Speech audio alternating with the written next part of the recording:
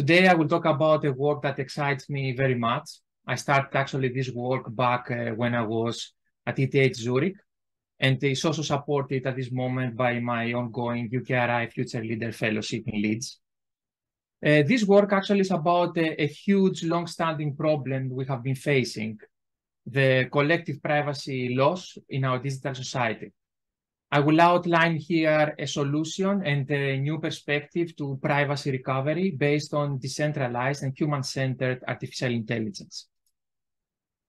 So let's start by saying actually that privacy dilemmas can be critical, and this is not new at all actually.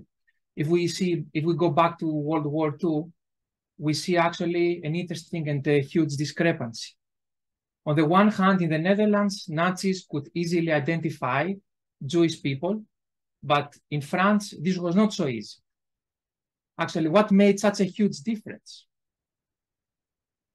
Surprisingly, this was because of sensitive information that was excluded from the census by law in France, while Netherlands applied more extensive data collection. This is a characteristic example of how bad things can go when we neglect our privacy. And there are also other examples in the wonderful book of Carissa Veli's Privacy is Power that I am mentioning there. But even if we come nowadays, the huge risk of privacy loss and the privacy paradox perplex very much the privacy protection. For instance, think about the following three examples.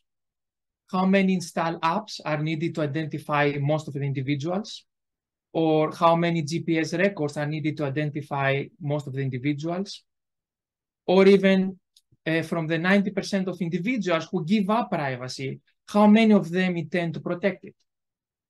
And for many of you, maybe these numbers come as a surprise. We only need 4 apps, only 4 GPS records, and still 76% of the individuals intend to protect privacy, but for some reason they cannot because they give up their data. We hugely actually underestimate the impact of privacy loss. It resembles by now an ecological disaster with the global significance of climate change.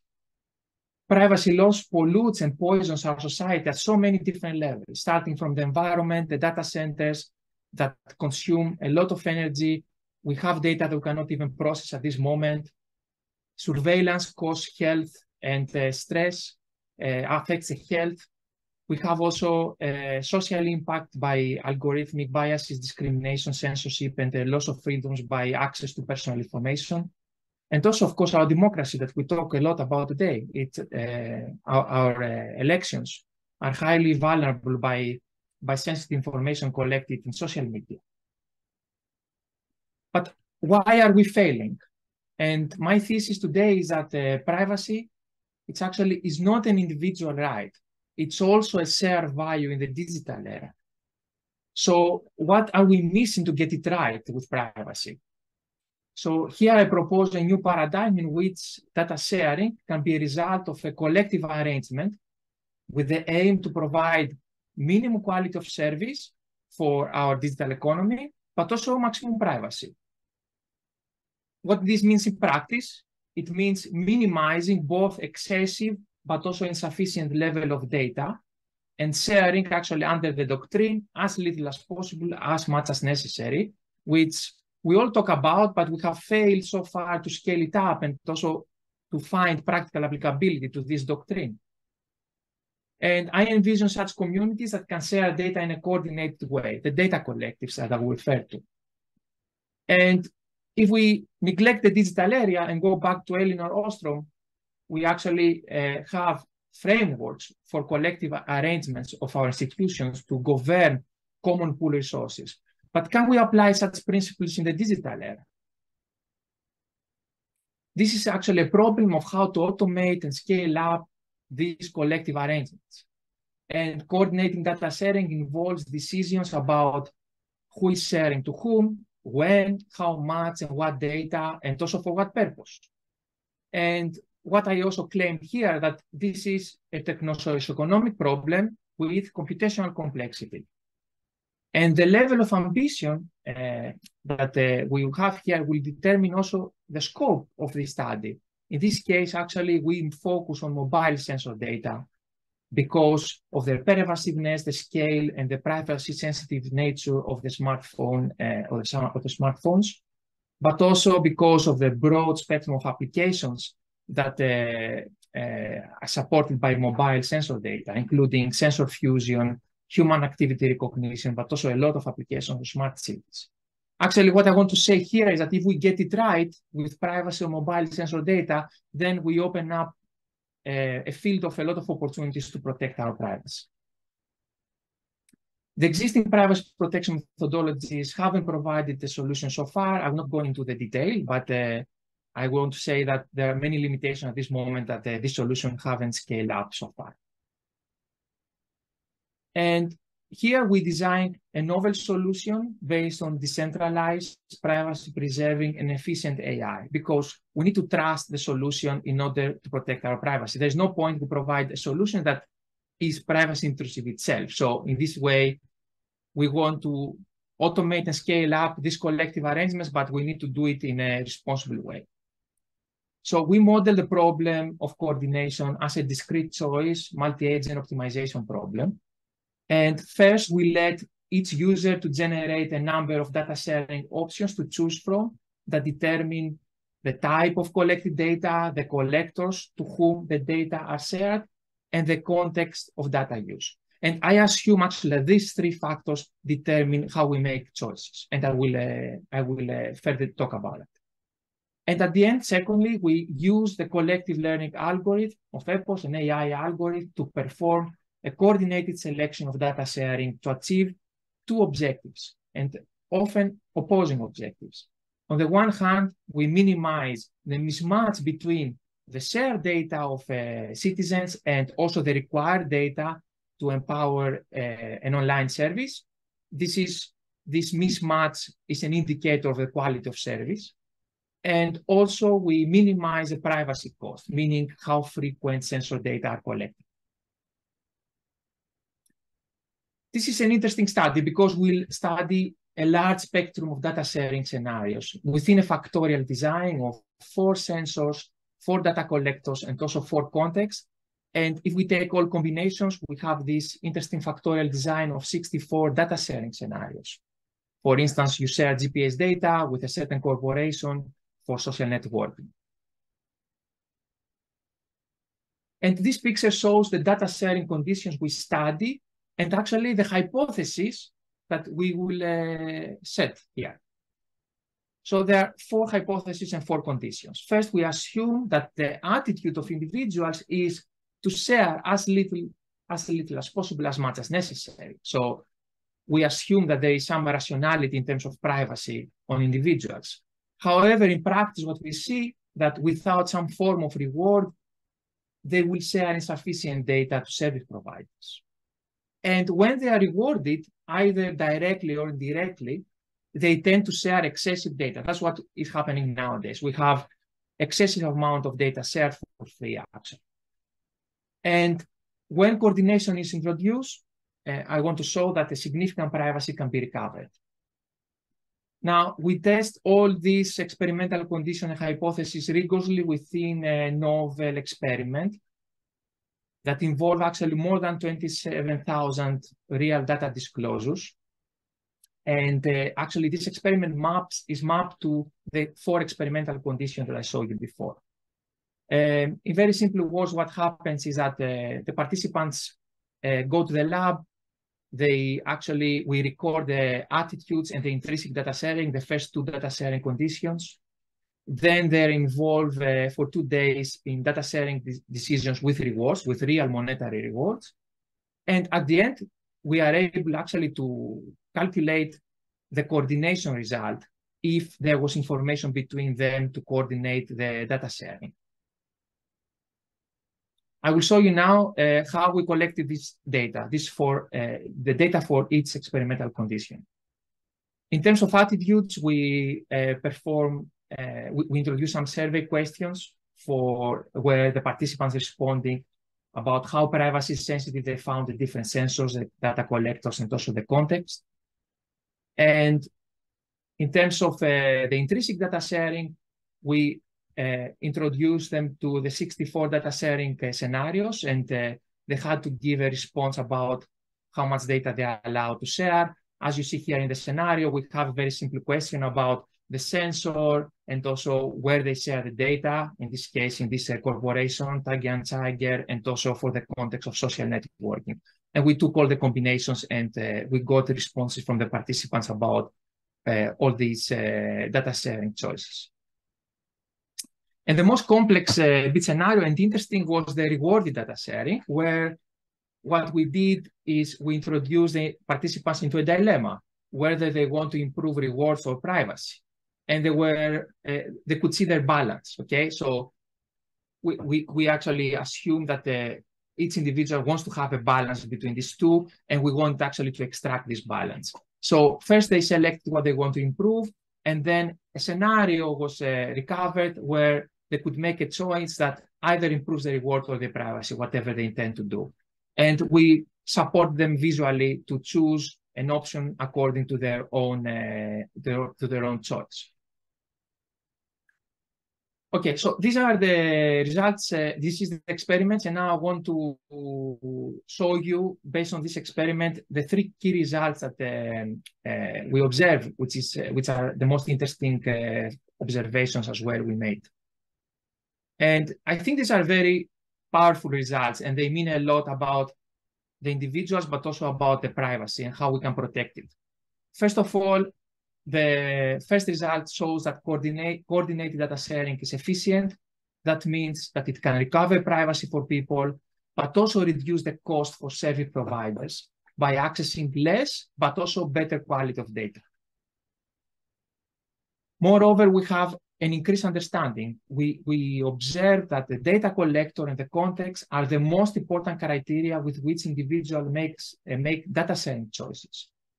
But actually, when individuals lose privacy, so when they are rewarded, then the type of shared data becomes the most important criterion. So that's something important that we need to know, that there's a shift in the decision space when people lose privacy and they receive rewards.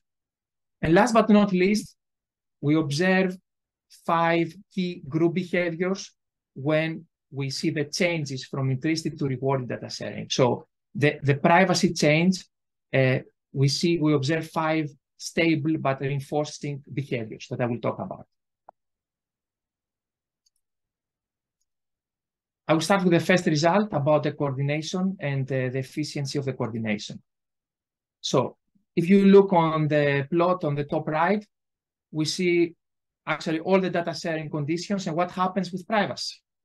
And as you see, when we reward individuals, we lose privacy, but with coordination, we can recover significant level of privacy.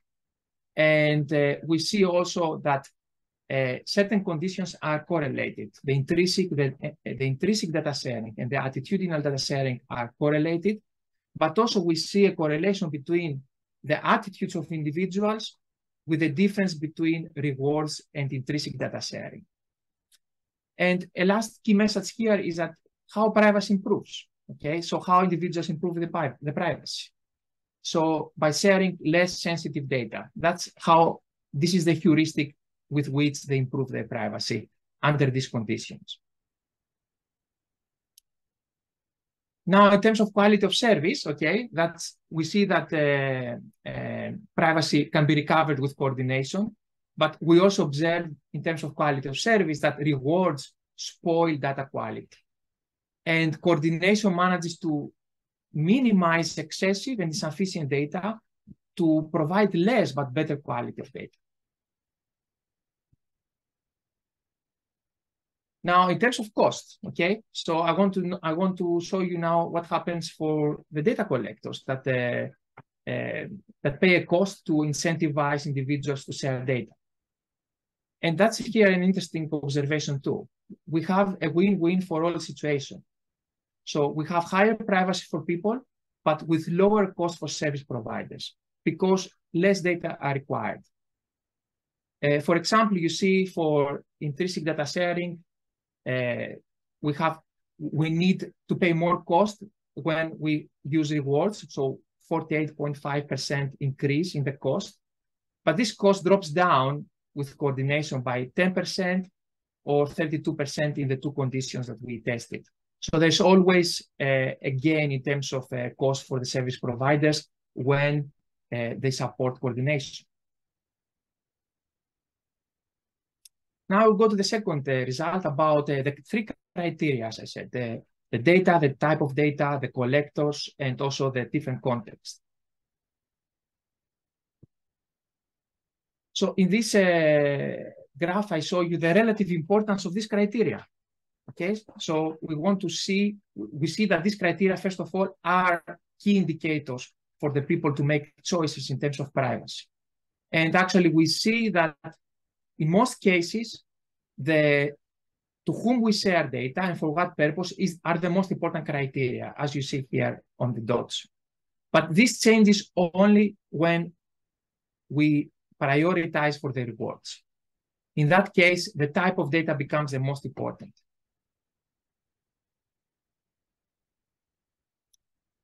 And I want to talk also a little bit about these 5 key behaviors that we observe in this interesting experiment.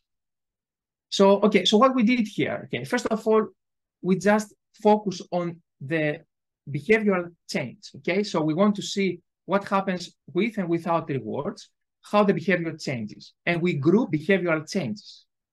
And actually, we take all possible behavioral changes that can happen, and you see them in this table, okay? There are 9 possible behavioral changes. And we want to see actually which of these 9 we observe in the data. And we see that there are 5 behavioral changes, 5 groups that are observed in the data. And these are, for instance, the privacy ignorance, who are not actually sensitive to the rewards, privacy neutrals, privacy preservers, reward seekers, and reward opportunists.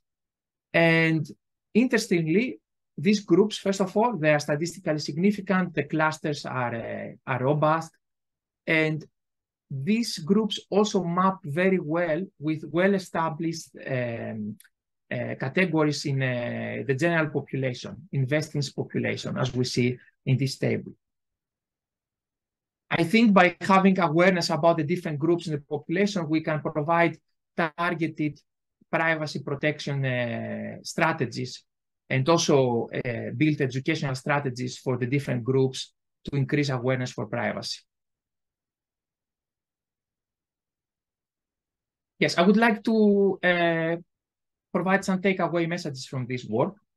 First of all, data collectives, it's a win-win modus operandi for privacy recovery and also for quality of service. We achieve the collection of less but better quality of data and a win-win for all. We can provide, based on this study, insights about the importance of data sharing criteria, but also the importance of data sharing groups, which can help us to tailor more targeted policy interventions for higher privacy awareness, but also engagement. And also to put this work in the recent developments of AI, with data collectives, it's an opportunity to build generative models that are ethically aligned to values of communities that choose the data to train actually these models. And I think that in this work, the right to be forgotten in terms of data is important, because it's not only about how much data we share, but also when we share the data. And I think part of future work is to enable a temporal coordination where the right to be forgotten is designed into the solution. Privacy is not lost. We can all claim it back, and also we can all do something about that, as you see in alternatives that we have nowadays, and we should not forget that. And I would like to thank you very much for your attention, and I'll be glad to receive any questions you have.